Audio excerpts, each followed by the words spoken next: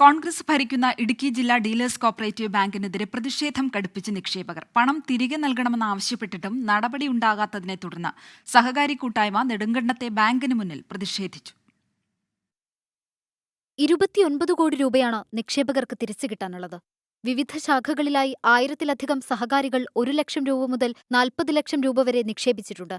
പലതവണ ആവശ്യപ്പെട്ടിട്ടും ചികിത്സയ്ക്കുള്ള പണം പോലും ലഭിക്കാതെ വന്നതോടെയാണ് നിക്ഷേപകർ വീണ്ടും സമരത്തിനിറങ്ങിയത്. മുൻകാല ഡയറക്ടർമാരും ഇപ്പോഴത്തെയും മുൻകാല ജീവനക്കാരും എടുത്തിരിക്കുന്ന വായ്പ മാത്രം തിരിച്ചടയ്ക്കാനായാൽ ഇവിടുത്തെ നിക്ഷേപകർക്ക് നല്ലൊരു തുക കൊടുക്കാനും അവർക്കൊരു ആശ്വാസവുമാകും. പക്ഷെ അതിനു വേണ്ടതായ ശരിയായ നടപടികൾ അവർ സ്വീകരിക്കുന്നില്ല. 3000-ലധികം വായ്പകളിലായി 56 കോടിയിലധികം രൂപ ബാങ്കിന് തിരികെ കിട്ടാനുണ്ട്. നിക്ഷേപകർക്ക് മുൻഗണനാക്രമത്തിൽ പണം തിരികെ നൽകാനാണ് ശ്രമം.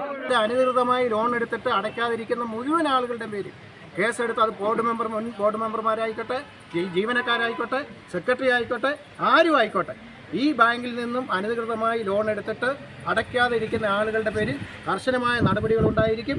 ആ നടപടിയെടുത്ത് നിങ്ങൾക്ക് അവരുടെ പൈസ ഈടാക്കി പൈസ തരുന്നതിനുള്ള കൃത്യമായ നടപടികളുണ്ടായിരിക്കും. മുൻ ഭരണസമിതി അംഗങ്ങളും ജീവനക്കാരും മതിയായ രേഖകൾ പോലുമില്ലാതെ കോടിക്കണക്കിന് രൂപയുടെ വായ്പയാണ് എടുത്തിട്ടുള്ളത്.